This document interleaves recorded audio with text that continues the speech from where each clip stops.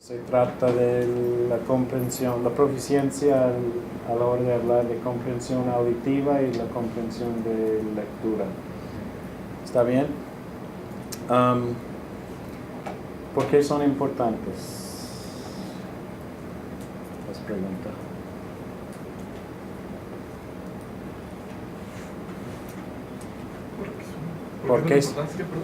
¿Por qué son importantes?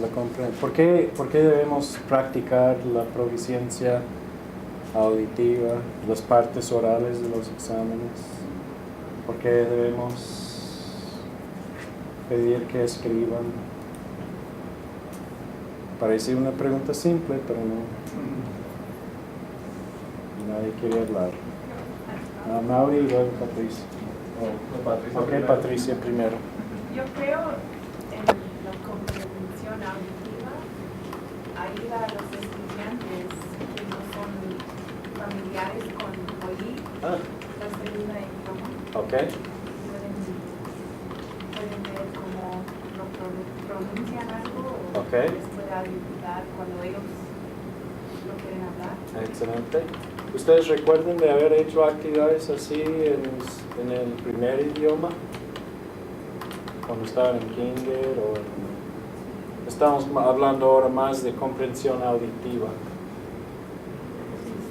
¿Sí? ¿Cómo eran las actividades? ¿Recuerdas? No eran necesariamente actividades para comprender para comprensión del idioma, sino de conceptos, ¿no? Son de lectura, sí, pero auditiva. ¿No? ¿Para auditiva? Como tenían, por ejemplo, la A, y tenían objetos que comienzan con A, Ok. como A, apple. La pronunciación. Cuando hablamos de comprensión auditiva y comprensión de lectura, a lo mejor hay que definirlo. Tú dices que sí con la comprensión de lectura, pero no con auditiva. A ver, define lo que es la comprensión de... Es que el método de aprender a leer con el silabeo, a mí me tocó en la escuela elemental, a mí me tocó un momento en el cual se dejó de utilizar ese método y se empezó a utilizar un método más gráfico que el silabeo. Entonces no recuerdo que hayamos utilizado conmigo ejercicios de comprensión auditiva cuando estaba adquiriendo la primera lengua, es decir, la lengua materna. Pero sí de comprensión de lectura recuerdo muchos ejercicios de comprensión de lectura con canciones y poemas breves y textos, los primeros textos, recuerdo esos primeros textos de los libros de lectura, pero no tengo recuerdos de la comprensión auditiva de estos primeros años. Aunque sí me parece que son dos habilidades lingüísticas muy importantes porque son habilidades pasivas. Es decir, el individuo cuando habla, cuando uno habla, cuando uno escribe, son habilidades activas, ¿no? Son habilidades que tienen una diferencia bastante grande. También la producción oral sería ya algo activo. Exactamente. Entonces, estas dos habilidades, la comprensión auditiva y la comprensión de lectura, son más pasivas. Okay. Y al ser más pasivas, yo creo que son las primeras, o al menos en mi experiencia, han sido las primeras que he adquirido en términos de una segunda lengua, ¿no? Siempre son las primeras habilidades que uno adquiere. Y las otras son habilidades que requieren un poco más de trabajo y más de tiempo, ¿no? Porque son habilidades activas. Okay. Entonces, en ese sentido, la comprensión auditiva y la comprensión de lectura son básicas para una comunicación primaria, sobre todo en un nivel inicial. Esa es mi manera si son mis dos argumentos. Primero, son habilidades pasivas y segundo, son básicas para una comprensión primaria en un nivel inicial. Cuando tú has aprendido otros idiomas, ¿no? Hablando de destrezas y cosas pasivas y activas, ¿cuál es la primera destreza que aprendemos o con la cual nos aferramos mejor? Escritura, producción oral, comprensión auditiva o la lectura. Para mí la lectura. Para ti la lectura. ¿Otros? Los que dicen lectura fue lo más fácil.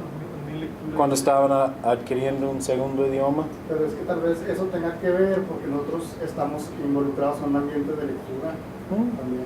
Puede ser.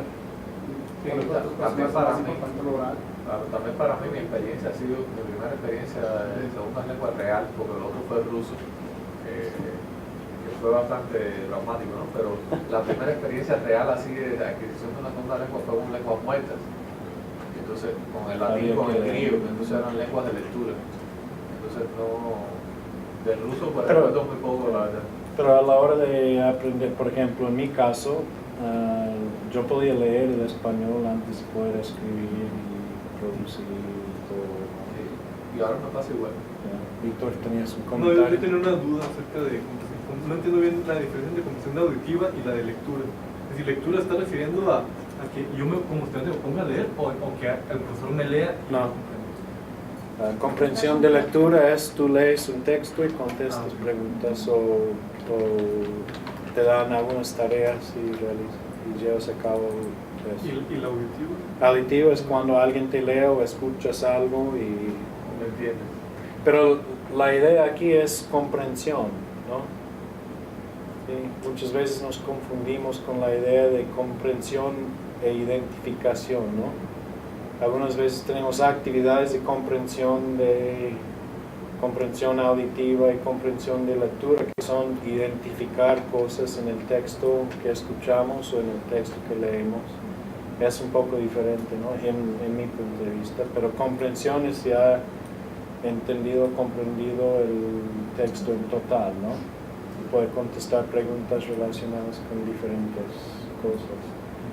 Así que con decir eso, concentrándonos en comprensión, yo no recuerdo mucho de haber hecho comprensión auditiva en mi lengua materna. Comprensión de lectura, sí, desde que comenzaba, pero comprensión auditiva no, hasta comenzar a aprender un segundo idioma. ¿Está bien? Hay muchas actividades en el capítulo 5, ¿no?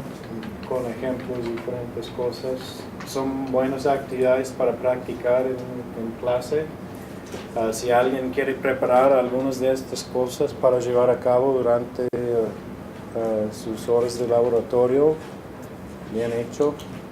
Podemos poner ahí que vamos a practicar comprensión auditiva y podemos practicar diferentes cosas. Tal vez al final de la clase, si tenemos un poco de tiempo, vamos a ver algunas de las actividades favoritas de ustedes, ¿okay? Pero quería repasar cómo son tan importantes esos elementos pasivos, y me gusta esa definición, que son actividades pasivas, porque sin querer estamos escuchando y sin querer muchas veces estamos leyendo, ¿sí? Así que, pero cuando estamos concentrándonos en nuestras clases, hay una estrategia que es recomendable seguir para tener éxito con este tipo de actividades, porque todos hemos tenido maestros que dicen, no, leen este texto y contesten las preguntas, ¿no? Y es todo. Y no aprovechamos de esta forma, haciéndolo de esta forma, lo que podemos con este tipo de actividad. O escuchamos también, aquí les voy a poner un discurso y hay una lista de preguntas a ver si pueden contestar, ¿no? Entonces, para actividad, y en el capítulo 6 y 7 vamos a ver otros tipos de actividades, y los pasos que vamos a recomendar aquí se pueden aplicar a cualquier tipo de actividad.